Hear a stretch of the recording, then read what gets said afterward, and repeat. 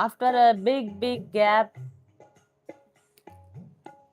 हम कथा को वापस रिज्यूम कर रहे हैं और मुझे बहुत खुशी हो रही है कि इस दौरान बहुत सारे ऐसी चीजें थी जो मेरे लिए जानना जरूरी था, समझना जरूरी था, कुछ नए डेवलपमेंट्स भी होने जरूरी थे। वो सब कुछ कथा के साथ साथ कथा के प्रवाह में चलते जा रहे हैं। तो कथा सिर्फ कथा नहीं है, जीवन का अनुभव बनता जा रहा है कथा के साथ साथ। तो जो भी हो रहा है अच्छा है, भगवान की मर्जी से हो रहा है।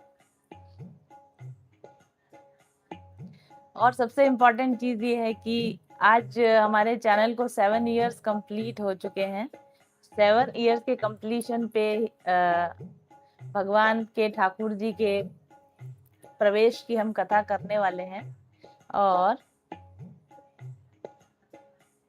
ठाकुर जी के आने से पहले बहुत तैयारियां हुई है। मतलब इतनी तैयारियां मैंने अपनी जिंदगी में नहीं देखी जितनी हमारे, मैंने खुद भी कथा करवाई है, मैंने कई बार कथाएं भी अटेंड करी हैं। होता होगा शायद जिनके, या मेरी लाइफ में भी ऐसा तो कभी नहीं हुआ कि कथा में ठाकुर जी के प्रवेश के पहले इतने चेंजेस आ जाए लाइफ में, इतने बड़े बड़े चेंजेस आ जाए लाइफ में और इतनी बड़े बड़े डेवलपमेंट्स हो जाए। लेकिन इस कथा में तो ऐसा हो ही रहा है कि मेरी पर्सनल लाइफ में, प्रोफेशनल लाइफ में, घर के एनवायरनमेंट में, माइंडसेट में जैसे कि पूरा चेंज आ रहा है। जैसे कि पूरा वातावरण, घर, एवरीथिंग वो जो है ना, वो ठाकुर जी की जैसे तैयारियां चल रही है। अब मेरे को ऐसे ऐसे ध्यान है कि अभी हम देखेंगे, जब कथा करेंगे तब आप देखना कि जब ठाकुर जी पैदा होने वाले हैं तो उसमें बताते हैं कि यमुना जी कैसे बदल गई, वृक्ष कैसे बदल गए, वन उपवन कैसे बदल गए, और पक्षियों के, पशुओं के व्यवहार कैसे बदल गए। तो ऐसा लगता है कि पोइटिक पोइटिक लगता है ना, कि जैसे हाँ, कवि को कुछ अच्छा लिखना है तो वो ऐसा लिख रहा है कि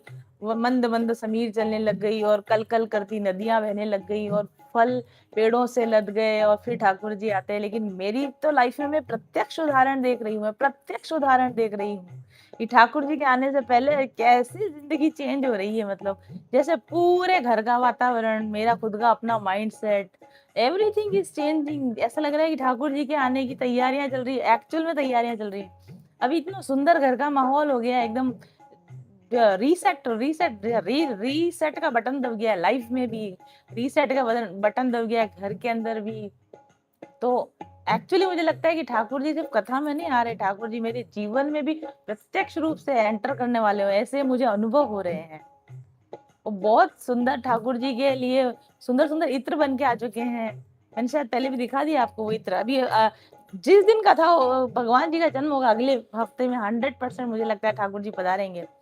नेक्स्ट मंडे तक हमारे पास में पैकेजिंग के अंदर वो ठाकुर जी को लाइक गिफ्ट करने के लिए, ठाकुर जी को गिफ्ट करने के लिए वो इत्रों की वो पूरी पैकेजिंग होगी मेरे पास में, ठाकुर जी के लिए बने हुए इत्र। तो ठाकुर जी के आने के समय मैं भगवान को क्या ही दे सकती हूँ। तो भगवान को रेडीमेड चीजें तो हम बहुत देते हैं, लेकिन अपनी बनाया हुआ क्रिएशन जो मैंने खुद क्रिएट किया है वो ठाकुर जी को चढ़ाना, वो कितनी बड़ी बात है। मतलब कि मेरे लिए तो बहुत बड़ी बात है।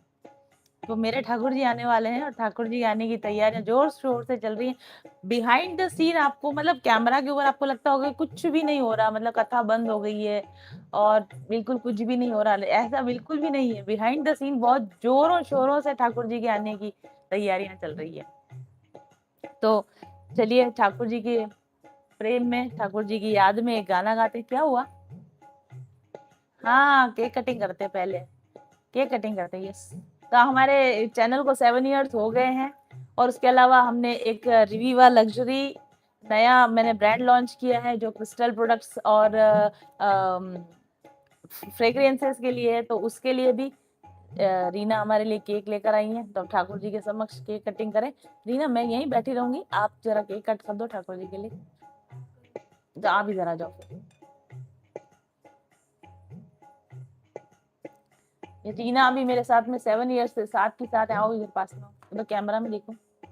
ये रीना है मेरे साथ में 7 सालों से लगी हुई है आप लोगों तक अच्छी अच्छी चीजें लाने के लिए। ये जो केक है ये ठाकुर जी को समर्पित है। 7 इयर्स का हमारा साथ है। ठाकुर जी को भोग लगाओ। 7 सालों की ये जर्नी और अब 70 सालों तक ऐसे ही चलती रहे। मैं रहूं ना रहूं, जर्नी चलती रहनी चाहिए।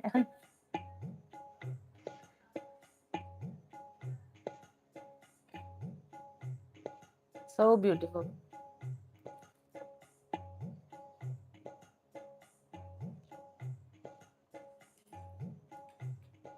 वहीं रख दो ठाकुर जी, झूठे मुंह से नहीं करूंगी, यहीं रख दो ठाकुर जी की साइड में रख दो, भूख लगा है रख दो। और इस अवसर पर हमारी एक बहुत ही प्यारी सब्सक्राइबर भी हैं और क्लाइंट भी हैं और स्टूडेंट भी हैं, शिल्पा मकवाना जी, वो अहमदाबाद से हैं और उन्होंने मेरे लिए, क्योंकि मेरा रिविवा का कलर पिंक कलर है, एक्चुअली मुझे इस पिंक साड़ी से ही इंस्पिरेशन मिला पिंक कलर रखने का, तो ये बहुत ही सुंदर पिंक साड़ी उन्होंने मेरे को गिफ्ट की है। तो आज इस 7 इयर्स कंप्लीट होने के शुभ अवसर पर मैं आपके गिफ्ट को एक्सेप्ट करती हूँ। शिल्पा जी, थैंक यू वेरी मच। रिविवा के किसी एडवर्टीजमेंट का जब शूट होगा तब आपकी साड़ी पहन के आऊंगी उसमें। तो आप सभी को भी माइंडफुल जर्नी में मेरे साथ साथ 7 साल तक चलते रहने के लिए बहुत बहुत शुभकामनाएं, बधाई। ऐसे ही मेरा साथ देते रहिए, ऐसे ही मेरे साथ बने रहिए। पहले ठाकुर जी का नाम लेते हैं और उसके बाद हम ठाकुर जी के स्वभाव को देखेंगे आज की कथा में, क्योंकि कोई इंसान जब हमारी लाइफ में आने वाला होता है ना, तो अच्छा होता है कि हम उसके बारे में थोड़ा बहुत पहले जान लें। पहले हम उसके आने की वेलकम की तैयारियां कर रहे हैं जो हमने कर ली हैं, और उनके आने से पहले उनका स्वभाव जान लें कि आने वाला कैसा, उनको क्या पसंद है, उनको क्या नहीं पसंद है।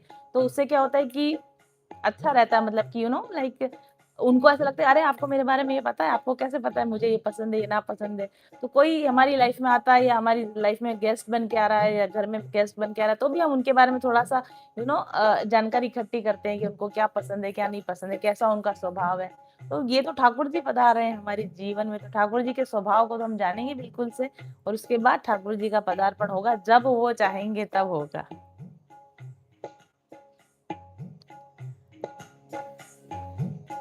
जय राधा माधव, जय कुंज बिहारी, जय राधा माधव, जय कुंज बिहारी, जय राधा माधव, जय कुंज बिहारी, जय गोपी जन वल्लभ, जय गोपी जन वल्लभ, जय गिरिवर धारी, जय राधा माधव, जय कुंज बिहारी। मैं भी कथा से पहले ठाकुर जी को तैयार कर रही थी।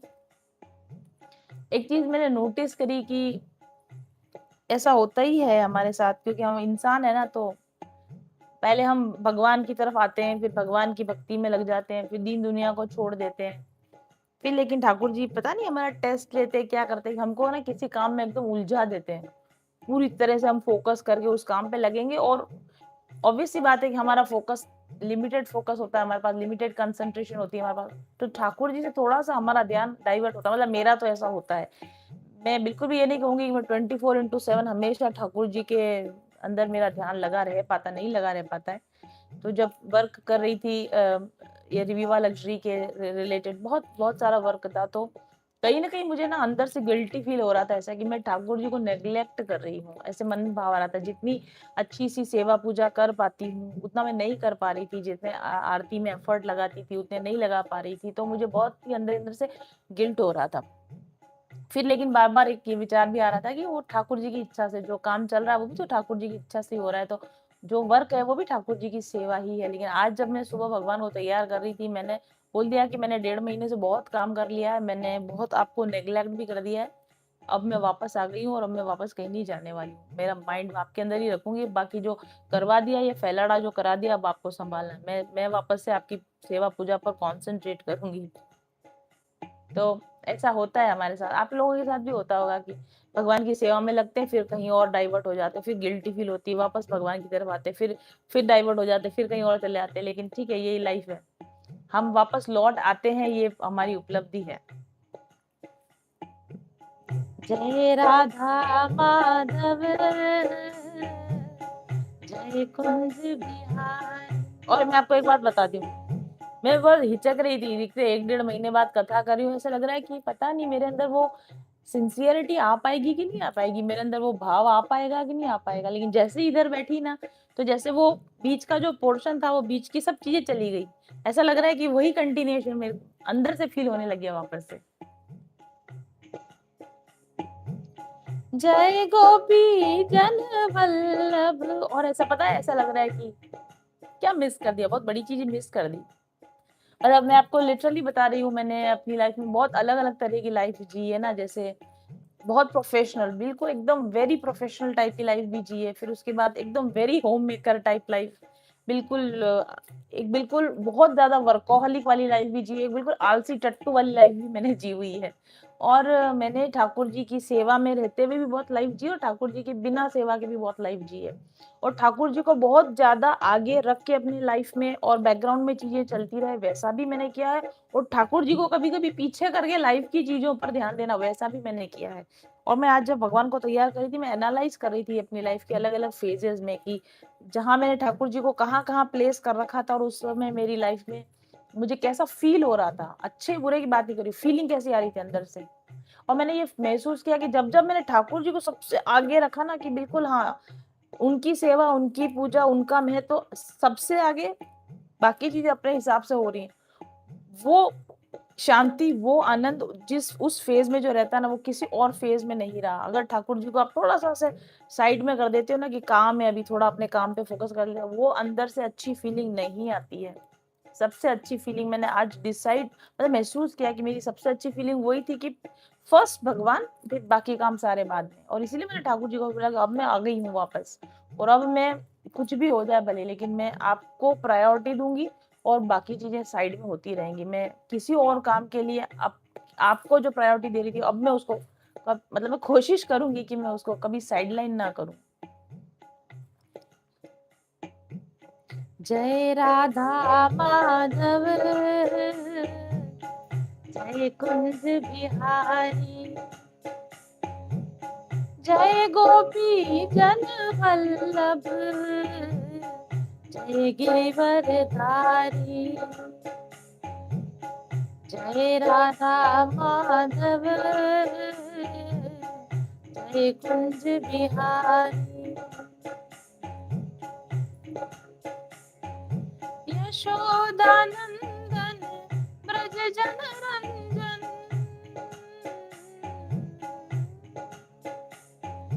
यशोदानंदन ब्रज जन रंजन, यशोदानंदन ब्रज जन रंजन, यशोदानंदन ब्रज जन रंजन, यमुना तीर बनचारी, यमुना तीर बनचारी, जय राधा माधव, जय कुंज बिहारी, जय राधा माधव, जय कुंज बिहारी।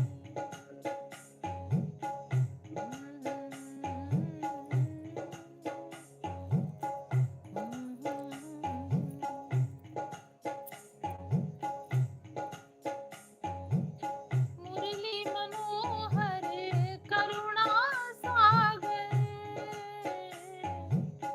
मुरली मनोहर करुणा सागर, मुरली मनोहर करुणा सागर, मुरली मनोहर करुणा सागर, जय गोवर्धन धारी, जय गोवर्धन धारी, जय राधा माधव, जय कुंज बिहारी, जय राधा माधव, जय कुंज बिहारी, जय राधा माधव, जय कुंज बिहारी। हरे रामा, हरे रामा, राम राम, हरे हरे, हरे कृष्णा, कृष्ण कृष्ण, हरे हरे हरे रामा हरे रामा राम राम हरे हरे हरे कृष्णा कृष्णा कृष्णा हरे हरे हरे रामा राम राम हरे हरे हरे कृष्णा कृष्णा कृष्णा हरे हरे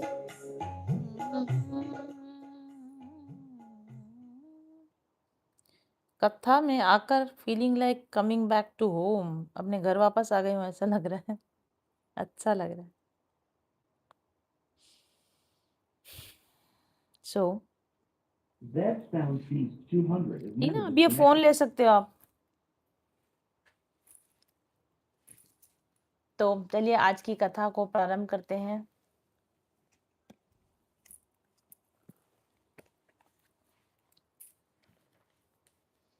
ओम श्री परमात्मने नमः, श्री गणेशाय नमः, श्री कृष्णाय वासुदेवाय देवकी नंदनाय च नंद गोप कुमाराय गोविंदाय नमो नमः।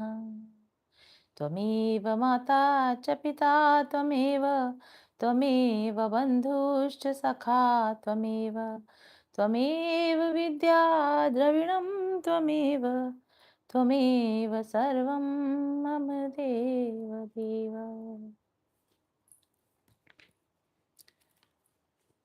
एक ग्रंथ है जो मेरी नॉलेज में आया, स्वजनों की दृष्टि में श्री कृष्ण, और एक और ग्रंथ है श्याम का स्वभाव।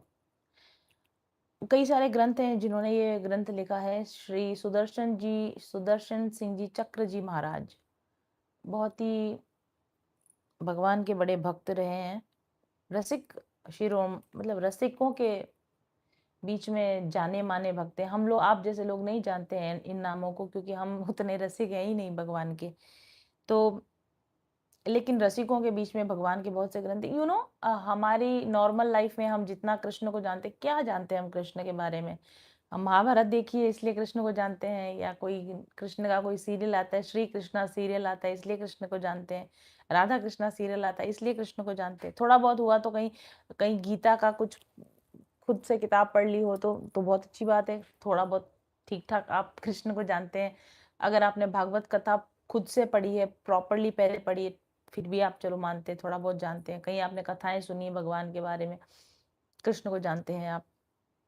इससे ज्यादा नॉर्मली जनरली लोग नहीं जानते। आपके हमारे जैसे लोग कृष्ण के बारे में नहीं जानते, क्योंकि इनके इन ग्रंथों के अंदर कृष्ण के बारे में जो जानकारी दी गई है वो बहुत लिमिटेड जानकारी है। उसमें कृष्ण को अवतार की तरह दिखाया गया, उनमें कृष्ण को भगवान की तरह दिखाया गया है, योगी योगी राज की तरह उनको दिखाया गया है ना। योग मायापति, योगपति, उनको बड़े बड़ी उपाधियों के साथ भगवान को दिखाया जाता है। अच्छी बात है, सच बात है, गलत बात नहीं है।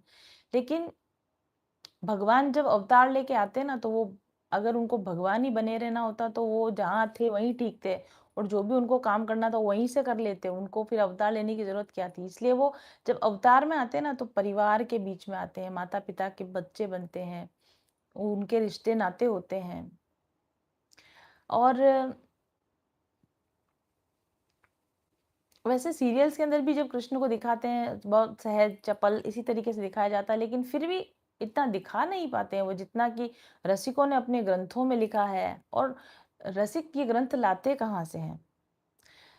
वे अपनी भाव समाधि के अंदर भगवान के उस वर्जन को खुद देख के आते हैं। वो उस टाइम पीरियड के अंदर खुद उनकी चेतना जाती है, उस टाइम में वो भगवान को वहां पे देखते हैं कि वो कैसे भगवान अपने परिवार के बीच में रहते हैं, अपने स्वजनों के बीच में रहते हैं। और आज के समय में ये जो रसिक हैं, जो भाव समाधि में भगवान के उस समय को खुद देख आते हैं, वो देख नहीं आते, वो जी भी आते हैं। वो क्योंकि वो उस काल में भी रहे हैं, जो इतने प्रिय भक्त होते हैं भगवान के, वो हर काल में होते हैं।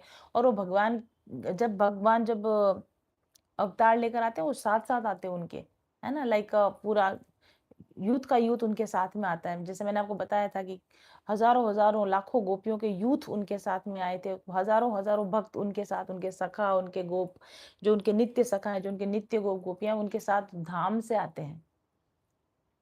और धाम से आने वाले जो ये सखा-सखियाँ होते हैं, इनमें से कई लोग आज भी जन्म ले रहे हैं, आज भी हैं अवेलेबल लोगों को राह दिखाने के लिए, भक्ति दिखाने के लिए, कृष्ण के बारे में बताने के लिए। और ऐसे लोग आपको जो कुछ बात बताते हैं ना, वो अपने अनुभव से बताते हैं। और वो अनुभव उनको कहाँ से आते हैं? उनको वो अनुभव आते हैं कि क्योंकि वो खुद अवतार काल में थे, तो उनकी मेमोरी में फिट होता है। उनके सबकॉन्शियस माइंड में वो बात फिट होती है। तो वो जब भाव में बैठते हैं, समाधि में बैठते हैं, मेडिटेशन करते हैं, तो कहीं न कहीं उसको वो उस समय में कैसे पहुँच जाते हैं, वो मेमोरी रिकॉल हो जाती है उनके अंदर। उनको याद आ जाता है कि जब हम कृष्ण के साथ थे, तो हम कैसे क्या करते थे, कृष्ण क्या करते थे, कैसे करते थे। और फिर वो उस चीज़ों को लिखते हैं, तो उससे वो रसिकों के ग्रंथ बनते हैं। इसलिए रसिकों के ग्रंथ जो हैं, वो सबसे ऑथेंटिक ग्रंथ हैं, जिसमें आपको राधा जी के बारे में, कृष्ण के बारे में, सखा-सखियों के बारे में, भगवान के अवतार लीलाओं के बारे में बहुत ऑथेंटिक जानकारियाँ उसमें आपको मिल सकती हैं। और ये जो भगवान के रसिक भक्त होते हैं ना, ये जब भाव समाधि में होते हैं, ना सिर्फ ये भगवान के अवतार काल में पहुँच जाते हैं, ये भगवान के नित्य धाम में जाके वहाँ की लीलाएँ भी देख आते हैं। और ये जो रसिक भक्त होते हैं, आप ये भी समझिए कि ये भी अवतार ही होते हैं एक तरीके के। तो ये इनका एक हायर सेल्फ, जिसको हम हायर सेल्फ बोलते हैं आज की भाषा में, वो हमेशा भगवान के साथ ही रहता है। उनका एक हायर सेल्फ नित्य लोक में भी रहेगा, उनका एक हायर सेल्फ भगवान जहाँ इस वक़्त में भगवान का अवतार चल रहा होगा, वहाँ पर भी वो भगवान के साथ होंगे। और उसके अलावा वो जब भगवान अवतार काल के बाद के समय में भी वो भगवान की कथा को करने के लिए, भगवान की बात को कहने के लिए वो हमेशा रहते हैं। इसलिए वहाँ से जो ये रसिक लोग जो बात बताते हैं, जो भक्त लोग जो बात बताते हैं भगवान के बारे में, वो सबसे ऑथेंटिक बात है। किसी सीरियल से आपको ये बातें पता नहीं चलेंगी। राइट। और भगवान के बारे में इतना पर्सनल जानकारी होना भी एक बहुत बड़ी भगवान की कृपा है। वो जानकारी अगर आपको मिल रही है या मुझे मिल रही है, तो ये भी बहुत बड़ी बात है। ये भी भगवान की कृपा है कि ईश्वर, देखो हम भी तो ऐसे होते हैं ना कि हमारी बहुत पर्सनल जानकारियां बहुत दूर के लोगों को थोड़ी पता होती है। बाहर की बात, बाहर के लोगों को थोड़ी हमारे अंदर की बात पता होती है कि ओरिजिनली हमारा लाइफ कैसा। हमसे जो बहुत वेल कनेक्टेड लोग होते हैं ना, उन्हीं को हम हमारे घर की बात, अंदर की बात बताते हैं कि मैं अंदर से ऐसा हूँ, ऐसा मुझे पसंद है, ऐसा मुझे नहीं पसंद है। तो आप और हम भगवान के शायद बहुत निकट हैं। भगवान चाहते हैं कि हम भगवान को वैसा, जैसे वो हैं वैसा हम उनको जाने। इसीलिए इस कथा में इस चर्चा को मैं कर पा रही हूँ, वरना मेरी क्या बिसात की मुझे वो जानकारियां हो और मैं आपको वो बता भी पाऊं। तो अगर हम आज इस चर्चा को कर पा रहे हैं, तो ये भी ईश्वर की बहुत बड़ी कृपा है कि हम ईश्वर भगवान के बारे में वैसे जान सक रहे हैं जैसे कि हम किसी फैमिली मेंबर को जानते हैं, वैसा हम भगवान के बारे में जान सक रहे हैं। तो यहाँ पे स्वजनों की दृष्टि में बाल कृष्ण, इसका ग्रंथ का नाम है। स्वजनों की दृष्टि में बाल कृष्ण, ये उस समय का ग्रंथ, उस समय के इसमें वर्णन किया गया है जब कृष्ण भगवान नंद बाबा के परिवार में रहते हैं। बहुत सुंदर तरीके से, बहुत भावपूर्ण तरीके से, ऐसे जैसे बायोग्राफी लिखी हो ना, सामने बैठकर लिखा हो, या फिर आप भी उसी कहानी के एक कैरेक्टर हैं और आपने उस चीज को लिखा है कि सुबह से लेकर शाम तक क्या क्रियाकलाप होते हैं, नंद बाबा के परिवार में क्या क्रियाकलाप होते हैं, कृष्ण कैसे वहां पर रहते हैं। ये सारा बहुत सुंदर, बहुत भावपूर्ण वर्णन इन ग्रंथों के अंदर मिलता है। और इनको लिखने वाले हैं श्री सुदर्शन सिंह जी चक्र जी महाराज। और सुदर्शन सिंह जी के बारे में आपको बताती हूँ, वृंदावन के संत हैं।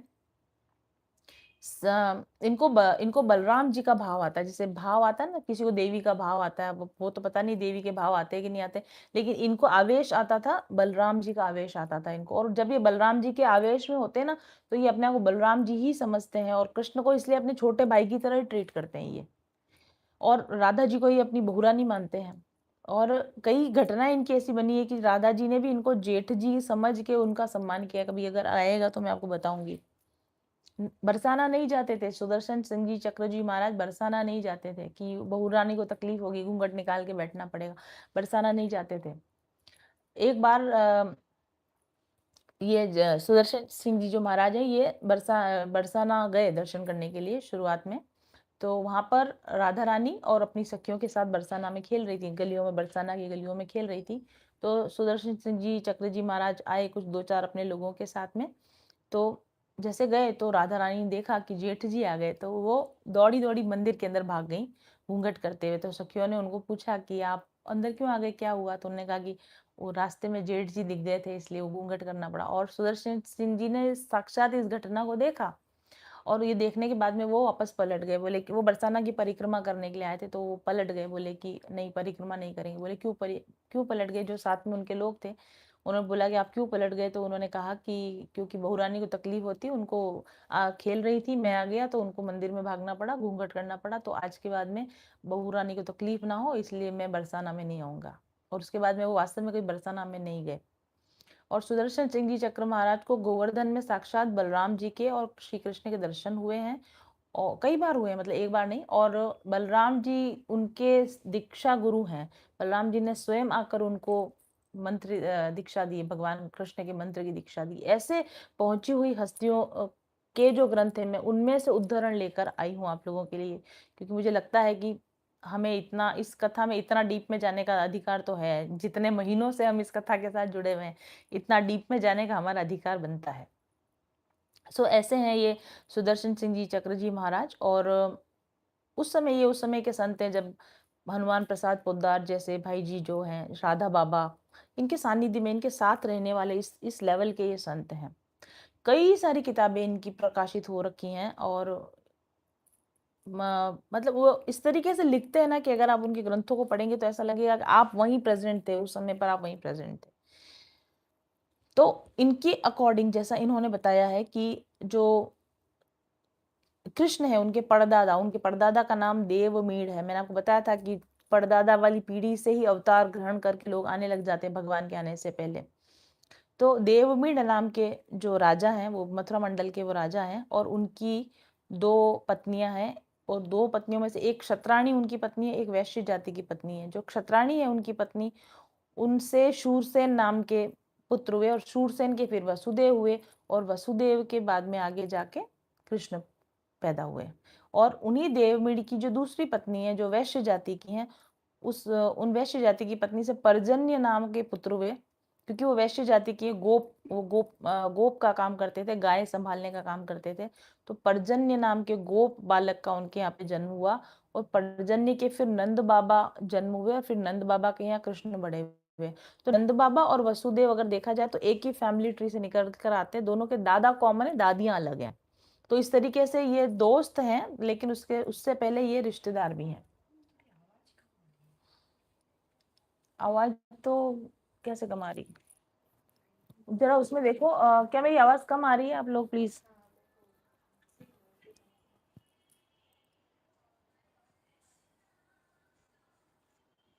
टेढ़ा हो गया।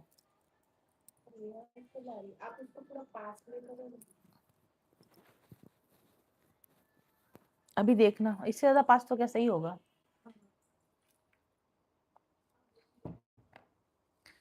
हम्म। ठीक है। तो पर्जन्य जो गोप हैं, उनसे ये पूरा ब्रजमंडल उनका बसाया हुआ है। ये मैंने आपको पहले ही बताया था कि राधा रानी के जो दादा हैं, उन्होंने पर्जन्य जी को जगह दी और अपनी गौशालाएं संभालने को दिया। तो राधा जी के फादर इधर ये वसुदेव जी, इधर ये पर्जन्य जी, ये सब बहुत पुराने जान पहचान वाले लोग हैं। पर्जन्य जी के 5 पुत्र हुए, उपनंद, अभिनंद, नंद बाबा जो कृष्ण के पिताजी हैं, सनंद और नंदन। तो मतलब नंद बाबा का भरा पूरा परिवार है। और नंद बाबा के 2 बड़े भाई हैं और 2 उनके छोटे भाई हैं। नंद बाबा बीच के संतान हैं। इस तरह से कृष्ण के 2 ताऊ जी हैं और 2 चाचा जी हैं, 2 ताई जी हैं, 2 चाची जी हैं। ठीक है। उपनंद की जो पत्नी है तुंगी, उनका नाम बताया जाता है, वो उनकी ताई जी लगती है, श्री कृष्ण की ताई जी लगती है। वो बहुत प्रेम पूर्ण संबंध का वर्णन आता है कि कृष्ण भगवान का अपनी ताई जी के साथ बड़ा प्रेम था। इसी प्रकार से अभिनंद जो उनकी छोटी वाली पत्नी है, उनकी जो पत्नी है, जो यानी कि जो छोटी ताई है, उनके साथ भी कृष्ण भगवान बहुत, जैसे हमको ऐसे सीरियल्स वगैरह में केवल यशोदा जी के साथ या रोहिणी माता जी के साथ में कुछ उनकी घटनाएं बताई जाती है, ऐसा नहीं है। उनकी मस्खरियां, उनकी जो मस्तियां, शैतानियां होती थी, वो अपनी ताई और चाचियों के साथ भी वैसे ही चलती थी जैसे कि यशोदा जी के साथ चलती थी। और उनकी जो चाचियां हैं, जैसे सनंद जी की पत्नी, नंदन जी की पत्नी, इनके साथ भी उनका इसी प्रकार से बहुत ही प्रेम पूर्ण संबंध का वर्णन किया गया है। और यशोदा जी की एक बहन है, यानी कि कृष्ण की मासी है। और कृष्ण की मासी के साथ भी कृष्ण के बहुत मधुर संबंध बताए जाते हैं। और नंद बाबा जो ये 5 भाई हैं, इनकी 2 बहनें भी हैं, नंदिनी और सुनंदा नाम से। तो कृष्ण की 2 बुआएँ यहाँ हैं। और वहाँ वसुदेव जी की भी जैसे कुंती बुआ है उनकी, और भी उधर बुआ है वसुदेव जी की। तो कृष्ण का बहुत बड़ा बड़ा परिवार था, कृष्ण का बहुत भरा पूरा परिवार। देखो भगवान को परिवार में रहना पसंद है, भी तो भगवान अवतार लेते हैं। भगवान को रियल रियल मतलब यूँ फैमिली कैसी होती है, फैमिली में कैसे रहा जाता है, वो भगवान को इच्छा होती है एक्सपीरियंस करने की, इसलिए फिर भगवान ऐसे बड़े-बड़े परिवारों में जन्म लेते हैं। तो कृष्ण की बुआएँ भी हैं और कृष्ण के यहाँ पर हमने बताया मासियाँ भी हैं, कृष्ण के मामा भी हैं। इस प्रकार से कृष्ण के बहुत भरा पूरा परिवार के बारे में बताया गया है। और ये बताती हूँ मैं आपको कि जितने भी इनके ताऊ जी और चाचा के जितने लड़के हैं, ये सभी लड़के कृष्ण के गोलोक धाम से, नित्य धाम से उनके सखा हैं, जो उनके भाई बन के आए हैं। तो इसमें बलराम जी का नाम तो जैसे सभी को पता है, वो तो अनंत शेष मतलब उनके अवतार है। नॉट, देखो ये भी एक मिसकंफ्यूजन है कि शेषनाग के अवतार बलराम जी है। No, it's not like that. Balram ji भगवान के नित्य सखा, नित्य भ्राता हैं गोलोक में। उनके अवतार अनंत शेष हैं, उनके अवतार शेषनाग हैं, ठीक है। तो बलराम जी शेषनाग का अवतार नहीं है, शेषनाग बलराम जी का अवतार है। तो बलराम जी के बारे में तो आप सब जानते हैं। इसके अलावा कुछ कुछ भाइयों का नाम बता रही हूँ, बहुत हैं उनके भाई। तो विशाल, ऋषभ, अर्जुन, भरत, करदम, कुंद, देव, हंस, कृष्ण, भद्र, दूसरे एक और कृष्ण भी। और श्री कृष्ण की अनेक बहनें हैं, जो उनकी ताऊ जी की लड़कियां, जो उनके चाचा जी की लड़कियां हैं। तो उनकी नई बहुत सारी बहनें हैं, जैसे नंदिरा, मंदिरा, नंदी, नंदा, अजरा, ये उनके नाम है, जो कहीं कहीं ग्रंथ में वर्णन आते हैं। जब जहाँ कोई घटनाएं घटती हैं तो उसमें उनके नामों के वर्णन आते हैं। और कृष्ण का इन सभी के साथ में इतना मधुर संबंध था कि सबको ऐसे ही लगता था कि कृष्ण हमको सबसे ज्यादा प्यार करते हैं, कृष्ण के साथ हमारा सबसे ज्यादा प्रेम है। हर ताई को ये लगता है कि कृष्ण मेरा फेवरेट भतीजा है, या हर चाची को ये लगता है कि कृष्ण मेरा फेवरेट भतीजा है, या हर ताऊ जी को या हर चाचा को ऐसे ही लगता है कि कृष्ण हमारा फेवरेट है। हर कजिन को ऐसे ही लगता है कि कृष्ण हमसे सबसे ज्यादा प्यार करता है। और हर बहन को ऐसे ही लगता है कि मेरा फेवरेट भाई कृष्ण, मेरा फेवरेट भाई है, और कृष्ण की फेवरेट बहन मैं हूँ। तो हम लोग ये जो देखते हैं ना कि गोपियां को लगता था, हर गोपी को ऐसा लगता है कि कृष्ण का मेरे से जैसा संबंध है वैसा और किसी से नहीं है, मैं सबसे खास हूँ। गोपी, हर गोपी को भी ऐसे ही लगता था, राधा जी को ही नहीं, हर गोपी को भी ऐसा लगता था कि मैं सबकी सबसे उनकी सबसे खास हूँ। तो वो वही गोपियों तक ही सीमित नहीं है, वो जो उनका व्यवहार है वो अपने परिवार में भाइयों बहनों के साथ में भी हर जगह हर इंसान को ऐसे लगता था कि कृष्ण हमारा सबसे फेवरेट है और कृष्ण के हम सबसे ज्यादा फेवरेट हैं।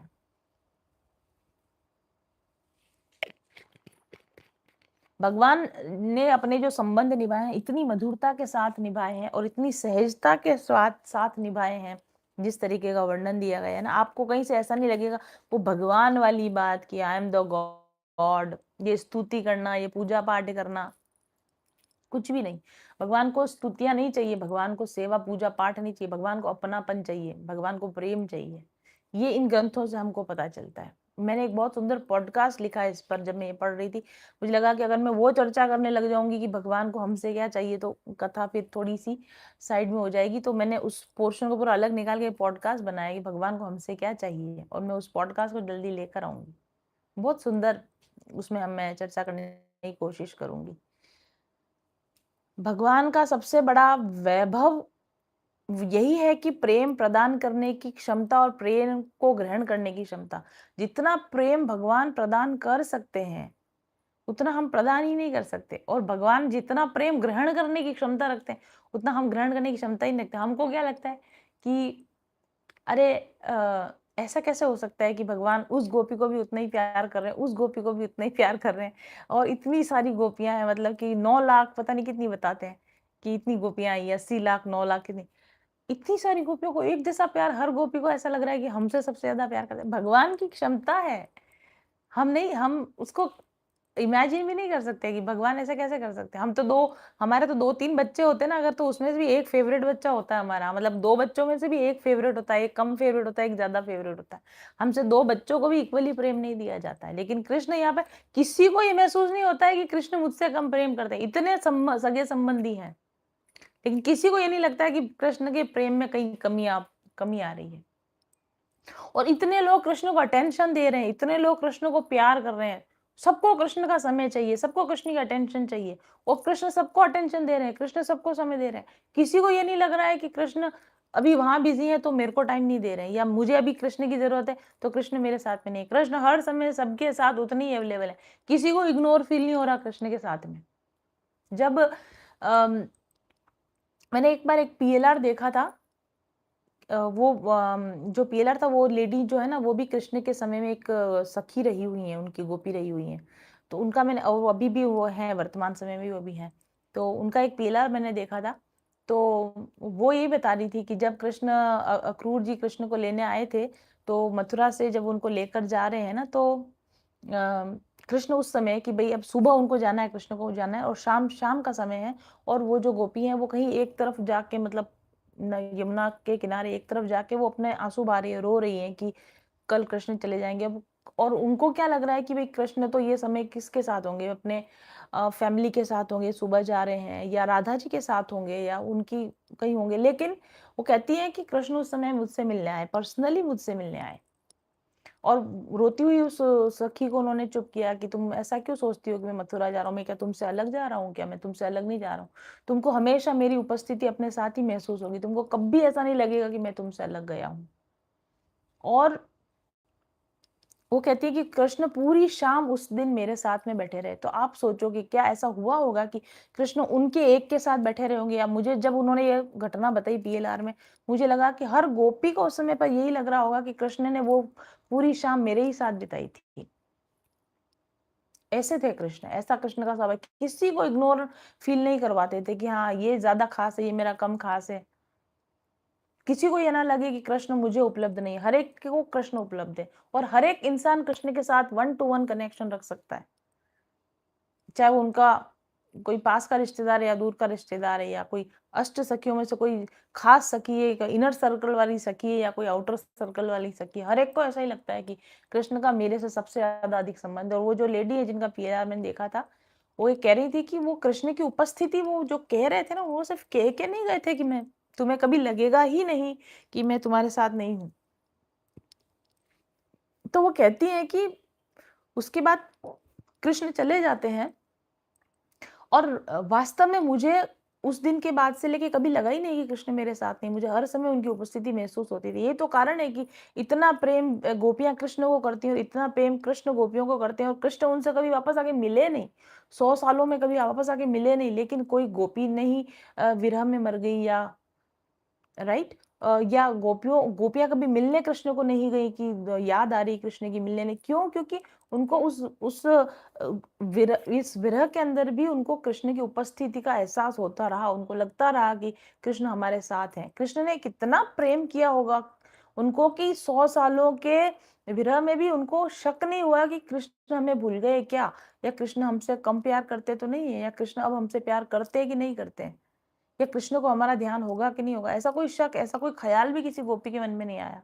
और हर एक को ये लग रहा है कि वो मुझे बोल के गए कि वो मेरे साथ है, और वो उनके साथ रहे। और उस लेडी ने जो पीएलआर कराया था, वो इसीलिए कराया था क्योंकि बचपन से उसको ऐसा लगता था कि कृष्ण मेरे साथ है। मतलब कृष्ण ने कितने जन्म लिए होंगे उन्होंने, जब कृष्ण थे, आज से कितने हजारों साल पहले की बात बता रहे। उसके बाद वो गोपी ने कितने जन्म लिए होंगे। और वो आज भी वही, उनको वही क्वेश्चन है कि मुझे बचपन से ऐसा क्यों लगता है कि कृष्ण मेरे साथ है, हर समय मुझे ऐसा लगता रहता है कि कृष्ण मेरे साथ है, कृष्ण मेरे साथ है। तो इसकी क्या वजह है, मुझे ऐसा क्यों लगता है? ये क्वेश्चन के आंसर जानने के लिए उन्होंने पीएलआर लिया। और तब उनको पता चला कि कृष्ण वाले जन्म में जब वो गोपी थी, तब कृष्ण ने उनको वादा किया था कि तुम्हें मेरी प्रेजेंस फील होगी। और आज वो हजारों साल हो गए, लेकिन वो कृष्ण की वो प्रेजेंस उस गोपी को आज भी फील हो रही है। ऐसा है हमारे कृष्ण का स्वभाव कि एक बार जिसका हाथ पकड़ लेते हैं, एक बार जिसको अपना बना लेते हैं ना, उसको कभी अपने से अलग होने नहीं देते, कभी उसको इग्नोर फील नहीं कराते, कभी उसको लेस देन फील नहीं कराते। और जिसके साथ संबंध बनाया ना, उसको पूरी पूर्णता के साथ उसको अपने आप को दिया, आधा अधूरा नहीं दिया कि बॉडी से यहाँ, मन से कहीं और है। अब मन से कहीं और है और बॉडी से यहाँ, ऐसा नहीं। जहां रहे पूरे तन मन धन के साथ उस पर्सन को, अपने आप को उन्होंने पूरा दिया। हम भी लोगों से चाहते हैं ना कि लोग हमको, हमारे अंदर इन्वेस्टमेंट करें, हमसे प्रेम करें, हमसे जुड़े। रीना, कट हो गया। ओ रीना, इधर आओ। रीना, रीना, अरे स्क्रीन के ऊपर कुछ आ रहा है, इधर आओ, इधर आओ, जल्दी आओ। वो स्क्रीन पे किसने वो किया है देखो? कौन है? आप ही थे?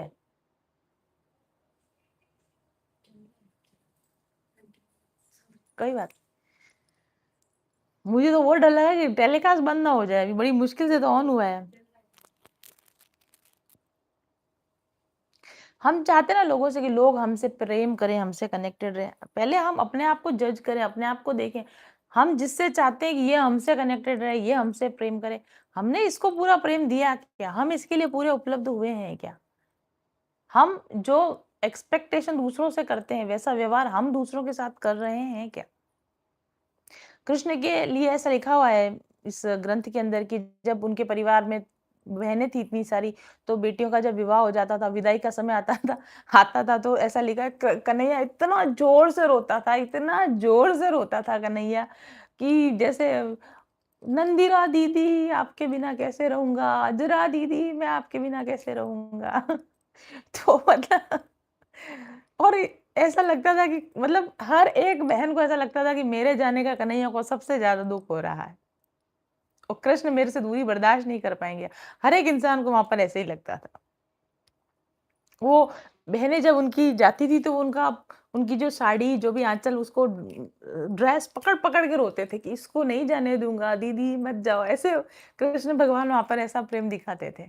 और फिर उनको ऐसे फुसलाया जाता था, छोटे भाई थे ना कि अभी आ रही है दीदी पूजा करके आ रही है, वापस आ जाएगी, वापस आ जाएगी। बड़ी मुश्किल से उनको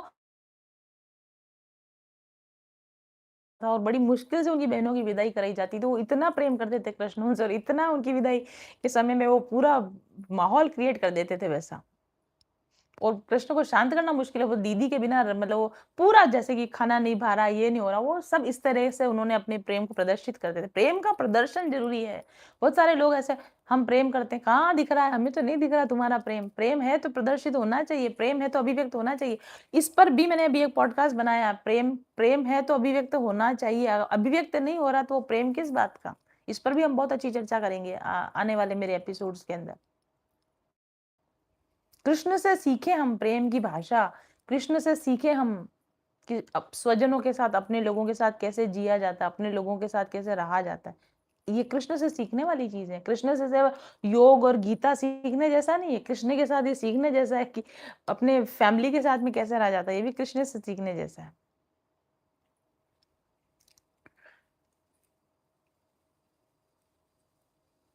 और जब सुदर्शन जी चक्र जी महाराज इन घटनाओं को वर्णन करते हैं ना, तो ये सिर्फ़ कृष्ण की तरफ से नहीं लिख रहे हैं कि कृष्ण के भाव लिख रहे हैं कि कृष्ण को कैसा फ़ील हो रहा है। ये ना उन चाची, ताई, मौसियों और उनकी बहनों और भाइयों के भी जैसे उनके अंदर घुस के उनके भाव को भी पढ़ के लिखलाते थे कि कृष्ण जब ऐसा करते हैं, तो उनकी ताई के अंदर क्या भाव आ रहे हैं, उनकी चाची के अंदर क्या भाव आ रहे हैं, उनके भाइयों-बहनों में उनमें क्या भाव आ रहे हैं कृष्ण के प्रति। जब कृष्ण लीलाएँ कर रहे हैं तो उनके सखा, गोप, गोपियाँ वो क्या सोच रहे हैं, वो किस तरीके से उनका इंटरेक्शन चल रहा है, ये सारा कुछ बहुत मार्मिक तरीके से चित्रण यहाँ पे किया गया है। आप अगर कृष्ण को ऐसे इस पॉइंट ऑफ व्यू से जानेंगे तो आपको और ही ज़्यादा प्रेम हो जाएगा कृष्ण से। जितना हमने कृष्ण को जाना है, वही हम उसी के मतलब हम उस प्रेम करते हैं भगवान को।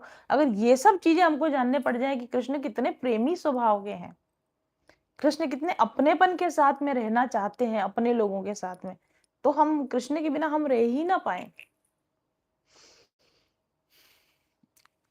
जो सुदर्शन चक्र जी महाराज है ना, जब ये समाधि में जाते हैं तो ये बलराम बन जाते हैं क्योंकि भाव में ये बलराम है। इनको ऐसा लगता है कि मैं हो सकता है कि बलराम के ही अंशावतार हों बाद में आगे जाके। तो जब ये भाव समाधि में कन्हैया के साथ में फैमिली में देख रहे हैं, ये बलराम बन जाते हैं। उस समय ये बलराम के रोल में होते हैं और फिर ये बलराम के साथ गायें चराने जाते हैं और फिर वापस आके एक घटना है जिसे मैं आपको बताना चाहूँ। तो ये आते हैं और मैया को आके बोलते हैं कि मैया बोलते हैं, "मैया तेरा लालो आज कुएँ में झाँक रहे हो तो, कि तेरा लाला आज कुएँ में देख रहा था, कुएँ में झाँक रहा था।" तो फिर मैया उनको फिर डाँटती है ज़ोर से कि "कुएँ में देख रहा था तो तू कहाँ मर गया था?" वो क्योंकि उस समय की जो लैंग्वेज थी, वो जो वहाँ की ब्रज की लैंग्वेज होती है, काफ़ी वैसी खड़ी लैंग्वेज होती है। तो वो उनको दाऊ जी को डाँटती मतलब सुदर्शन चक्र जी महाराज को मारती कि तू कहाँ मर गया था? तेरे को क्यों भेजा है कान्हा के साथ में? इसका छोटे भाई का ध्यान रखने के लिए भेजा ना तेरे को। तो ये कुएँ में जा रहा था तो तब तू क्या कर रहा था? और अब मैं तेरे पे बिल्कुल भरोसा नहीं करूँगी। मैं ना किसी और भाई को लगाऊँगी इसके पीछे, तू उसका बिल्कुल भी ध्यान नहीं रखता है। और फिर द बलराम जी बिल्कुल यूँ रोने लग जाते कि मैया सॉरी, मतलब मुझे माफ़ कर दो। अब मैं लाला को बिल्कुल अपनी आँखों के सामने रखूँगा, बिल्कुल इसका ध्यान रखूँगा। इस तरीके के इनकी छोटी-छोटी वार्तालाप दिन भर में क्या-क्या टॉक्स होती थी, इस तरह की छोटी-छोटी वार्तालाप इन ग्रंथों के अंदर हमको जानने को मिलती है। बलराम जी का कृष्ण के प्रति कैसा वात्सल्य रहा था, बलराम जी कैसे बड़े भाई का उत्तरदायित्व कृष्ण के साथ निभाते थे और कैसे कृष्ण भगवान उनको दाऊ भैया को किस तरह से बड़े भाई होने का सम्मान देते थे, कैसे उनका कहना मानते थे। ये सारी चीजें हमको इस ग्रंथ में जानने को मिलती हैं।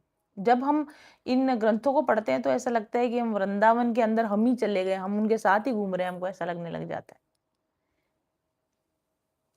इन ग्रंथों से हमको पता चलता है बड़े भाई का छोटे भाई से कैसा प्रेम होना चाहिए, छोटे भाई का बड़े भाई के प्रति। जैसे रामायण के अंदर भी आप देखेंगे तो आपको चारों भाइयों के बीच में जिस तरह का रिलेशन मिलता है, राम किस प्रकार से, वो वैसा ही चित्रण हमको, क्योंकि वैसे चित्रण आपको महाभारत में नहीं मिलेंगे, वैसे चित्रण आपको गीता में नहीं मिलेंगे, वैसे चित्रण आपको भागवत में भी नहीं मिलेंगे। क्योंकि महाभारत तो कृष्ण के ऊपर लिखा गया ग्रंथ नहीं, उसमें सेंट्रल कैरेक्टर कृष्ण नहीं है। और गीता के अंदर वो कृष्ण ने कहा है और ज्ञान के बारे में बातें सारी ज्ञान चर्चा है उसमें, तो वहां पे भी हमें नहीं पता चलता है। और उसके बाद भागवत तो बहुत ही शॉर्टकट में सुनाई गई थी, क्योंकि 7 दिनों का समय था। तो 7 दिनों में जितना सुनाया जा सकता था बस उतना ही सुनाया गया। तो ये डिटेल से आपको कहाँ से मिल सकती है? नहीं मिल सकती है। उसके लिए आपको बहुत से अ, अंदर डीप उतरना पड़ेगा, कथाओं के डीप में जाना पड़ेगा। कोई-कोई लोग होंगे जो कभी-कभी इन बातों की चर्चा करते हैं।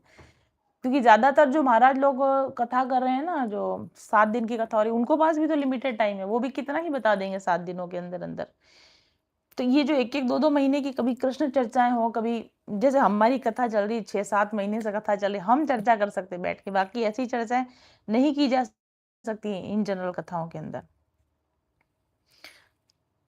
कई बार ऐसा होता है कि कई बार ऐसा होता था जैसे कि जंगल में गायें चराने जाते हैं, कृष्ण बलराम सब गोपियां जाते हैं और वहां पर संत आते हैं, क्योंकि संतों को तो पता है ना कि कृष्ण स्वयं भगवान है। तो वहां पर संतों की टोलियां आती हैं और कृष्ण छोटे बालक हैं, खेल रहे हैं, गायों के साथ में खेल रहे हैं, अपने गोपियों के साथ में खेल रहे हैं और वो संतों की टोलियां आती हैं। तो ना वो भगवान की स्तुति करते हैं, क्योंकि वो उनको भगवान की तरह देखते हैं। तो वो संस्कृत में भगवान की बड़ी-बड़ी स्तुतियाँ करते हैं और कृष्ण का कोई ध्यान नहीं, कृष्ण अपना खेल रहे हैं ऐसा। और फिर थोड़ी देर उनके पास चले जाते हैं, फिर मुस्कुरा देते हैं और हँस के वापस से अपनी टोली में चले जाते हैं। और फिर वो संत जो है वहाँ पे साष्टांग प्रणाम करके और वो सब करके वो अपना जाते हैं। तब फिर बलराम जी यानी सुदर्शन चक्र जी महाराज वो पूछते हैं कि लाला ये क्या बोल रहे थे? क्योंकि वो तो उस समय तो गुरुकुल भी नहीं गए थे, संस्कृत आती नहीं थी, किसी को भी नहीं आती थी वहाँ पे, वो संस्कृत में स्तुतियाँ करते थे। तो फिर वो बलराम जी बोलते थे कि लाला ये तेरे से क्या बोल रहे थे? कौन-सी भाषा में बात कर रहे थे ये तेरे से? तो फिर कृष्ण बोलते कृष्ण भी इतने बोले कि ये नहीं बोल रहे हैं कि मैं भगवान हूँ, मुझे सब संस्कृत-वंस्कृत आती, कि मेरा स्रोत में गायन कर रहे हैं, मेरी स्तुति कर रहे हैं, नहीं। कृष्ण भगवान फिर उनको बोलते थे पता नहीं क्या बुड़बुड़ा रहे थे। मेरे को तो बस इतना ही उनके होंठ हिलते हुए दिख रहे थे। मुझे तो उनका ऐसा लग रहा था वो मेरे से बहुत प्रेम से कुछ बोल रहे हैं। बस मैंने वही देखा कि वो मेरे से कुछ प्रेम से बोल रहे थे तो मैं चला गया, फिर मैं हँस के आ गया। मुझे नहीं पता वो मेरे लिए क्या बोल रहे थे। तो इस तरीके से सहज सरल भाव से कृष्ण इन सब लोगों के बीच में रहते थे। कभी भगवान वाला वो चीज़ें नहीं दिखाते तुमको। तो कृष्ण इस तरीके से बिल्कुल निष्कपट बाल स्वरूप में रहते थे। और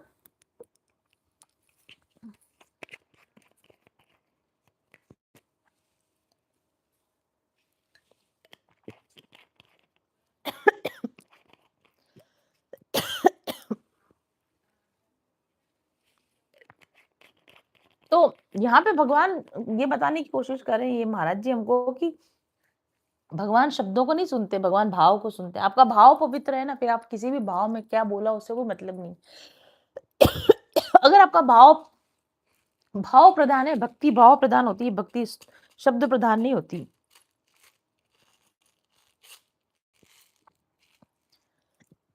भगवान सिर्फ ये देखते थे कि उनके लिए लोगों के मन में कितना प्रेम है ना? वो क्या बोल रहे हैं, वो क्या कर रहे हैं, उसको भगवान नहीं देखते थे। वो किस भाव से कर रहे हैं, भगवान सिर्फ उस भाव को ग्रहण करते थे। तब भी जब वो अवतार में थे, काल में थे, तब भी वो सिर्फ भाव को ही ग्रहण करते थे। और इसी से हमको भगवान के स्वभाव का पता चलता है कि भगवान भाव को ग्रहण करते हैं। आपने क्या बोला, क्या किया, उससे भगवान को कोई मतलब नहीं है। भगवान बोलते हैं ये बात बाद में गोपियों को, ये बात बोलते हैं कि मेरे को कोई मेरे लिए क्या बोल रहा है, मुझसे क्या बोल रहा है, मेरे को इससे कोई लेना-देना नहीं है। कोई मुझसे जो कुछ कर रहा है, जो भी इंटरैक्शन कर रहा है, वो कितने प्रेम के साथ वो इंटरैक्शन कर रहा है, मुझे सिर्फ़ इससे लेना-देना है। बाकी आप संस्कृत में स्तुति करो, तेलुगु में करो, तमिल में करो, मेरे लिए वो सिर्फ़ होठ फड़फड़ाने के बराबर है। उन शब्दों के पीछे प्रेम जो है आपका, मैं बस उस प्रेम को नाप लेता हूँ कि मेरे प्रति तुम्हारा प्रेम कितना है। तो भगवान के लिए भाषा, संस्कृत की बड़े-बड़े श्लोक, लंबी-लंबी स्तुतियाँ भगवान के लिए कोई महत्व के लिए नहीं होती। अगर प्रेम से भगवान को पुकार भी लिया, नाम भी ले लिया, बस उतना उनके लिए काफ़ी होता है।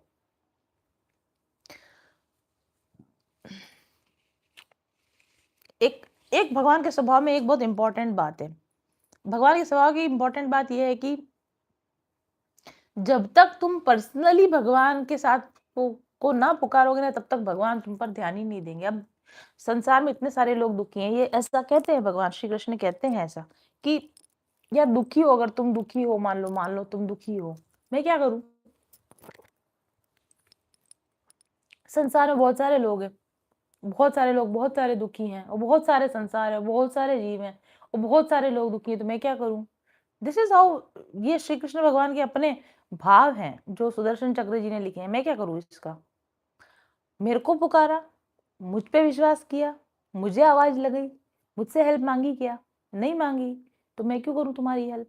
This is what Thakur ji का स्वभाव है। ऐसा आपने उनको पुकारा नहीं, आपने उसमें विश्वास जताया नहीं, आपने उनसे हेल्प मांगी नहीं, तो वो नहीं आएंगे आपके फटे में टांग उड़ाने। कृष्ण भगवान नहीं आएंगे कभी भी अपने आप से ये देख के कि हाँ ये बंदा बहुत दुखी हो रहा है तो मैं जाके इसकी मदद करूं। ये ठाकुर जी का स्वभाव नहीं है। ठाकुर जी कहते हैं आप दुखी हो, बढ़िया, आपके कर्म है, आप भुगतो। हाँ, आप दुखी हो और आप मेरी शरण में आ गए हो और मेरी सहायता के लिए मुझे पुकार रहे हो और मुझ पर भरोसा कर रहे हो कि मैं आपके कष्ट दूर कर दूँगा, ऐसा आपका भरोसा है, तो मैं आऊँगा, तो मैं आपकी मदद करूँगा, तो मैं आपकी सहायता करके आपके जो भी कष्ट हैं उनको हरूँगा, मैं 100% करूँगा।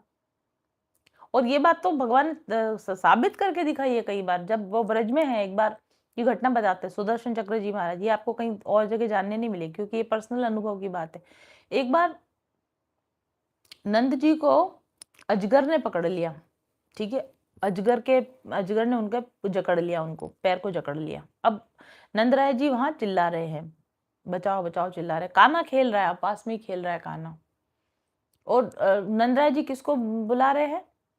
कोई आस-पास में कोई गोपियाँ जो है ना, उन लोगों को बुला रहे हैं, तुम आओ मेरी सहायता के लिए, तुम आओ मेरी सहायता के लिए। और लोग दौड़ कर आ रहे हैं, शायद वो किसी गड्ढे में गिरे हुए थे, गड्ढे में अजगर है, अजगर ने उनको पकड़ा हुआ है और लोग, काफ़ी गहरा गड्ढा है तो वो उसमें कोई पहुँच नहीं पा रहे हैं और कान्हा उधर पास में खड़ा-खड़ा देख रहा है, खेल रहा है, वो अपना काम कर रहा है।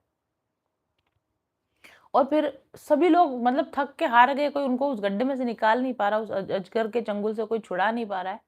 और कान्हा को कोई मतलब नहीं, उनके फादर है वो। और फिर कान्हा, वो लास्ट में बोलते हैं कि कान्हा, उनको लगा कि अब शायद अजगर मुझे खत्म कर देगा और मैं अब यहाँ से नहीं निकल पाऊंगा। तो कान्हा को याद करते हैं, कि बेटे को याद करते हैं, कान्हा मेरे पास आओ। तो कान्हा उनके पास जाता है, बोलते हैं कि क्या हुआ पिताजी? बोले अजगर ने पकड़ लिया, कोई मुझे बचा नहीं पा रहा। शायद मे बी तब उन्होंने कहा होगा कि तुम हाथ दो अपना। तब उन्होंने कहा कि अच्छा हाथ देना है क्या, मैं देता हूँ ना। तो उन्होंने अजगर को हटा भी दिया, अपने पिताजी को बाहर निकाल भी लिया और सब जने उनको देख रहे हैं। फिर वो कह रहे कि अरे तेरे लिए इतना इतना सरल था तो तू पहले आया क्यों नहीं? बोले पता नहीं, आपने बुलाया नहीं तो मैं आया नहीं। आप मुझे पहले ही बुला लेते तो मैं पहले ही आ जाता। तो वहाँ खड़े सब लोग हँस रहे हैं। इसको पता है कि इसके पापा का पैर अजगर ने पकड़ा है, वो गड्ढे में गिरे हुए हैं। सारे लोग प्रयास कर रहे, इसको कोई मतलब नहीं। बोले मैं क्यों? मुझे बुलाया क्या? मुझे बुलाया होता तो मैं आ जाता, और आया, आपने बुलाया तो देखो मैं आ गया, मैंने काम कर दिया आपका। और दूसरा उदाहरण तो हम सबके सामने प्रत्यक्ष है, द्रौपदी चीरहरण का जो प्रसंग है उसके अंदर आपको पता है, द्रौपदी ने पहले तो खुद के ऊपर कॉन्फिडेंस था कि मैं कर लूंगी, जैसे भी हैंडल कर लूंगी। फिर सभा में दूसरे बड़े लोगों पर उनको कॉन्फिडेंस था कि वो मेरी मदद कर देंगे। फिर अपने हस्बैंड्स के ऊपर उनको कॉन्फिडेंस था, वो कर दे। किसी ने कुछ भी नहीं किया, उनकी हेल्प नहीं करी। कान्हा उनको याद ही नहीं आया उस समय में। जब कान्हा उनको याद आया, तुरंत उसी समय उनका चीर चीर वस्त्र बढ़ गया, उनका वस्त्र बढ़ गया, उनकी रक्षा हो गई। फिर बाद में द्रौपदी उनको पूछती है कि इतनी देर से मेरी मदद करने क्यों आई? इतनी देर से मेरा जब इतना परेशान हो गई मैं, इतना रोली धोली, इतना चिल्ला ली, उसके बाद तुम आए, उसके बाद तुम क्यों आए? तो वो बोलते कि तुमने बुलाया ही नहीं, तुमने पहले बुला लिया होता तो मैं पहले आ जाता, तुमने पहले जिन जिन को बुलाया उन लोग, मैंने सोचा ठीक है जिस जिसको तुम बुला रही हो उसको करने दो उसका काम, मैं क्यों बीच में पड़ूंगा तुम्हारे, जब तुमने मुझे बुलाया तो मैं आ गया। तो ये कृष्ण का स्वभाव है।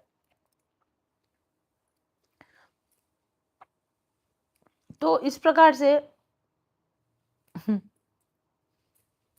और वो जो अजगर जिसने उनको पकड़ा था ना, वो भी एक्चुअली कोई पूर्व जन्म का श्रापित थी, कुछ था, तो कृष्ण आए, कृष्ण ने उस अजगर को मारा, तो उसका भी उन्होंने कृपा करा उस तरह से। लेकिन वो तभी करेंगे जब हम भगवान को पुकारेंगे, अगर हम कहेंगे कान्हा हम तुम्हारे हैं, हम तुम्हें सरेंडर कर रहे हैं, हमें तुम्हारी मदद की जरूरत है, please come, please help us, तब कृष्ण भगवान आते, बाकी वो नहीं आते। आपको कितना भी ज्ञान हो, भगवान को कोई मतलब नहीं, आपको कितना दुख हो, भगवान को कोई मतलब नहीं, है ना। ज्ञान मतलब आप स्तुतियां करो, भगवान को कोई मतलब नहीं, प्रेम नहीं तो भगवान को आपके ज्ञान से कोई मतलब नहीं, और भगवान के प्रति आपका विश्वास नहीं, भगवान के प्रति आपका समर्पण नहीं, और भगवान का नाम आप लेकर उनको पुकारते नहीं, भगवान को आप याद करते नहीं, तो आपकी लाइफ में कुछ भी चल रहा हो उनको कोई मतलब नहीं होता है।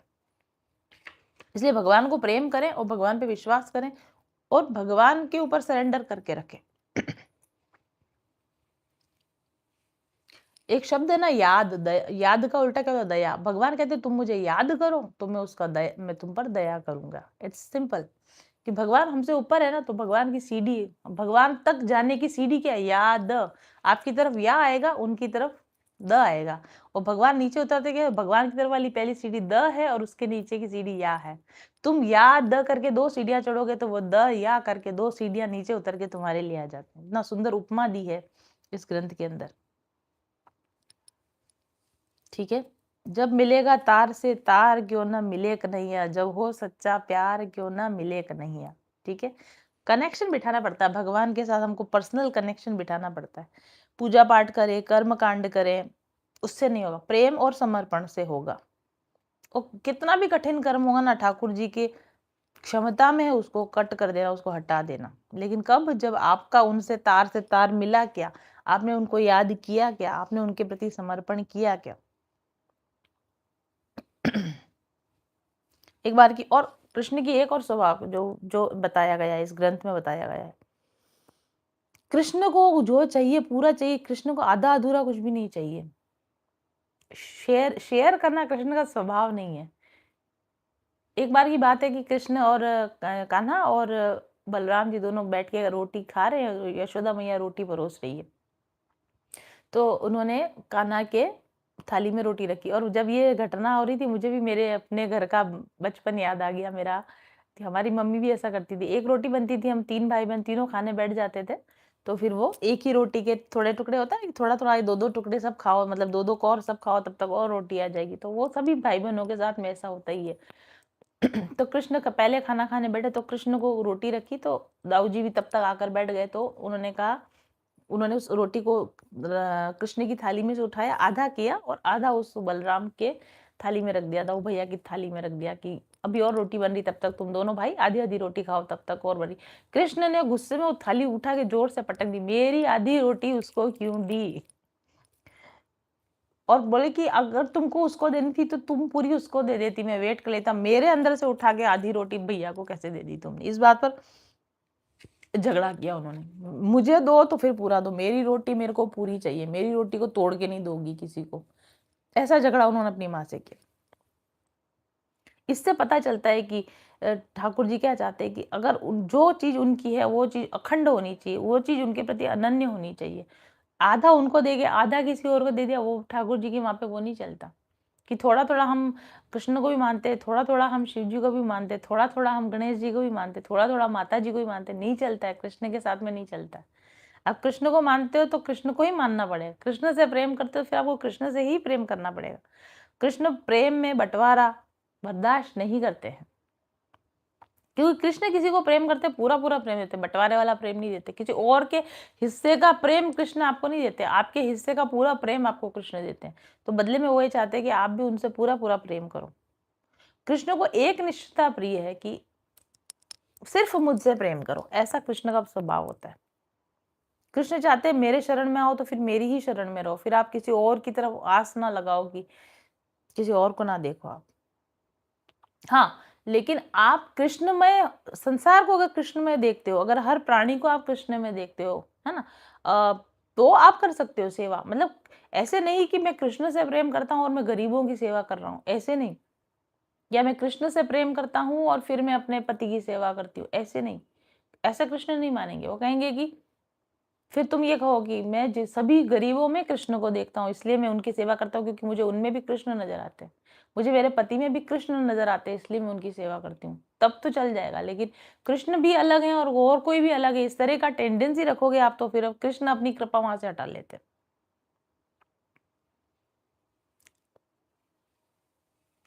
कृष्णमय संसार कर लो और फिर संसार में रहो तो चलेगा, लेकिन कृष्ण अलग है और संसार अलग है। अगर आप कृष्ण को संसार से अलग करके फिर संसार में जाते हो तो कृष्ण को बुरा लगता है। लेकिन कृष्णमय संसार है, इसलिए संसार मेरे भोगने के योग्य है, इसलिए संसार मेरे जीने के योग्य है, तो कृष्ण को चलेगा।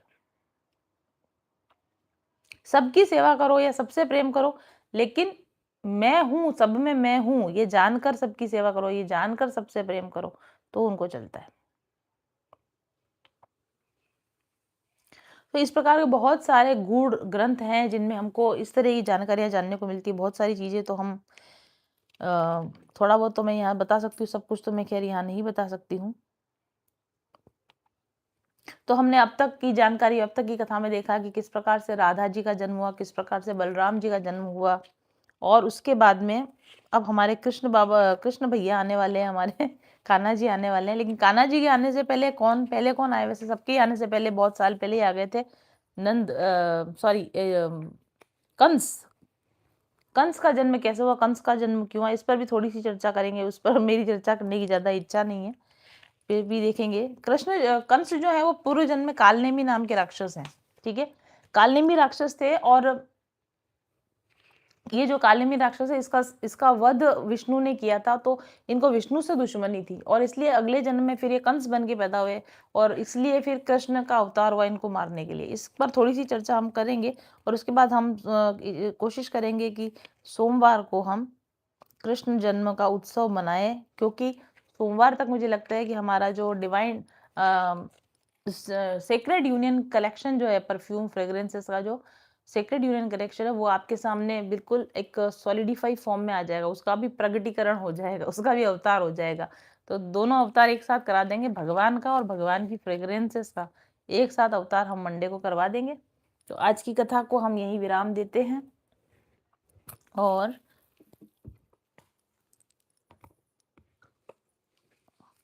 थोड़ा से भजन के साथ में, संगीत के साथ में। रीना, मुझे अपना फोन दोगी please?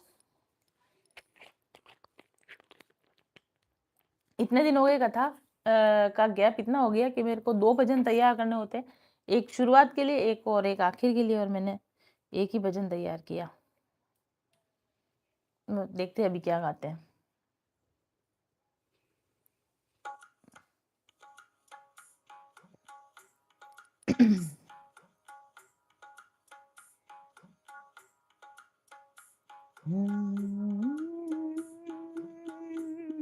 Webcam feed 200 is now connected.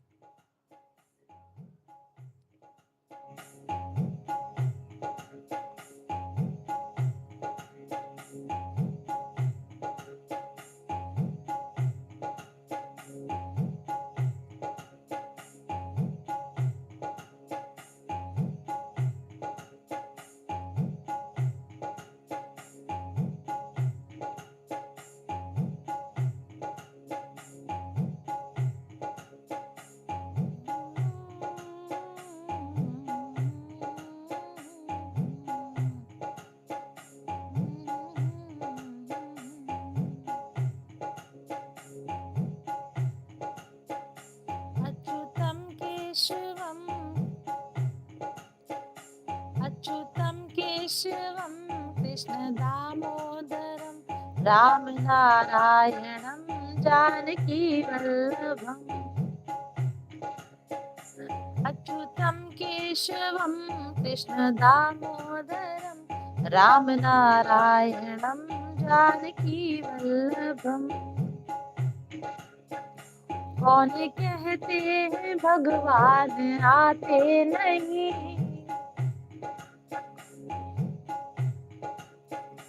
कौन कहते हैं भगवान आते नहीं तुम मीरा के जैसे बुलाते नहीं अच्युतम केशवम कृष्ण दामोदरम राम नारायणम जानकी वल्लभम। ठाकुर जी बिल्कुल सहज भाव से आपके साथ आते हैं, रहते हैं, खाते हैं, पीते हैं। आपका भाव अगर वैसा हो तो। लेकिन कौन कहते हैं भगवान खाते नहीं कौन कहते हैं भगवान खाते नहीं वीर शबरी के जैसे खिलाते नहीं कौन कहता है भगवान सोते नहीं कौन कहता है भगवान सोते नहीं माँ यशोदा के जैसे सुलाते नहीं अच्युतम केशवम कृष्ण दामोदरम राम नारायणम जानकी वल्लभम कौन कहते हैं भगवान नाचते नहीं कौन कहते हैं भगवान नाचते नहीं गोपियों की तरह तुम नचाते नहीं गोपियों की तरह तुम नचाते नहीं नाम जपते चलो काम करते चलो नाम जपते चलो काम करते चलो राम कृष्णा का ध्यान करते चलो अच्युतम केशवम कृष्ण दामोदरम राम नारायणम जानकी वल्लभम राम नारायणम जानकी वल्लभम राम नारायणम जानकी वल्लभम। आज की कथा को यहीं विराम देते हैं।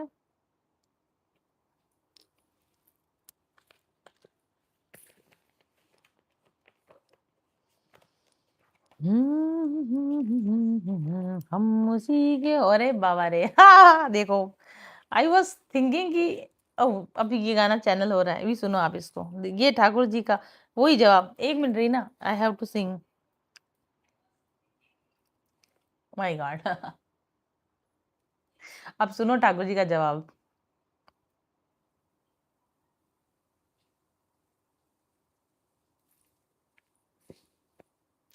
जो भी प्यार से मिला हम उसी के हो लिए। हाँ, मैंने अभी क्या बोला था, मैंने कोई प्लान नहीं किया कौन सा गाना गाना, लेकिन हमने जो जो गाया ना उसके बदले में ये जवाब आ रहा है ठाकुर जी का। हम है राही प्यार के हमसे कुछ न बोलिए। ये तो फास्ट गाना पड़ेगा ठाकुर जी के लिए।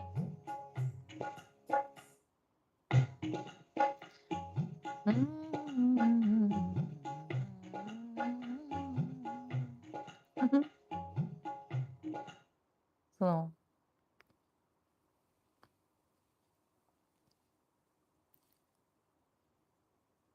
वाह ठाकुर जी, आप भगवान के साथ सहज हो तो भगवान आपसे ज्यादा आपके साथ सहज हो जाते हैं। ठाकुर जी मूवी सॉन्ग्स गाते हैं हमारे साथ।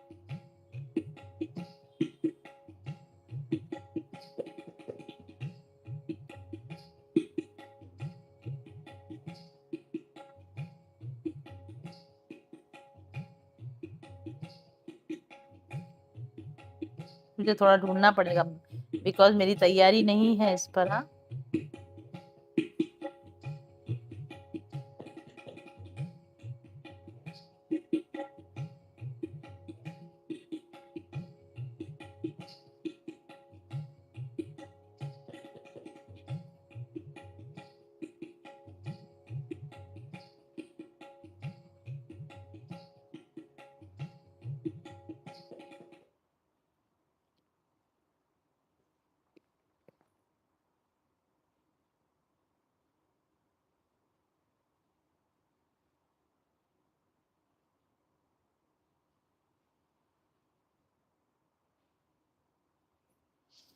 हुँ।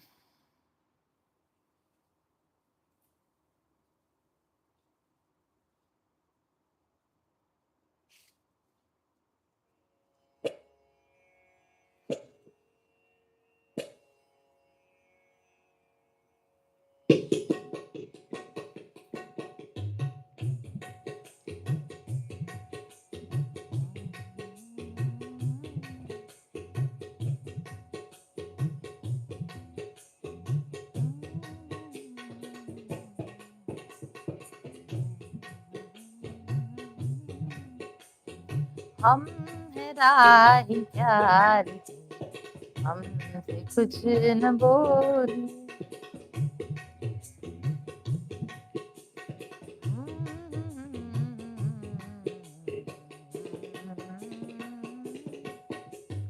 हम है राही प्यार के, हमसे कुछ न बोली।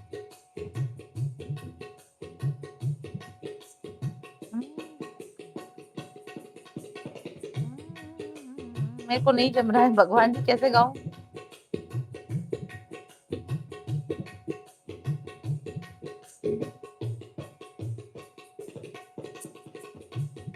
की कसम देखिए तो कम से कम बोलिए ना बोलिए। देखिए तो कम से कम बोलिए ना बोलिए, जो भी प्यार से मिला हम उसी के हो लिए, हम उसी के हो लिए। हमें राही प्यार के, हमसे कुछ न बोलिए। वाह! ऐसा होता है? कई बार हो चुका है ना हमारी कथा में कि मुझे लगता है कि कुछ भी प्रिपेयर नहीं किया गाऊँगी ना एकदम क्या भगवान आते हैं कि अरे कैसे नहीं गाएगी, गाना पड़ेगा। Okay, thank you so much for listening. और आज की कथा समापन के लिए जय घोष करेंगे श्रीमद् भागवत महापुराण की जय, भक्तवत्सल भगवान की जय, आप सभी भक्तों की जय, अपने अपने माता पिता गुरुदेव की जय और आज के आनंद की जय। और ठाकुर जी ने जो खुद आकर अपना स्वभाव बताया उसके लिए ठाकुर जी की भी जय। हरे कृष्ण कृष्ण कृष्ण हरे हरे, हरे राम राम राम हरे हरे। हरे कृष्ण कृष्ण कृष्ण हरे हरे, हरे राम राम राम हरे हरे। हरे कृष्ण कृष्ण कृष्ण हरे हरे, हरे राम राम राम हरे हरे। हरि ओम तत्सत।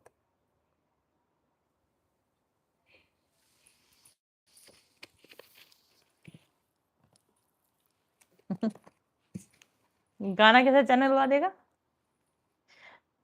ठाकुर जी के। क्या हो गया?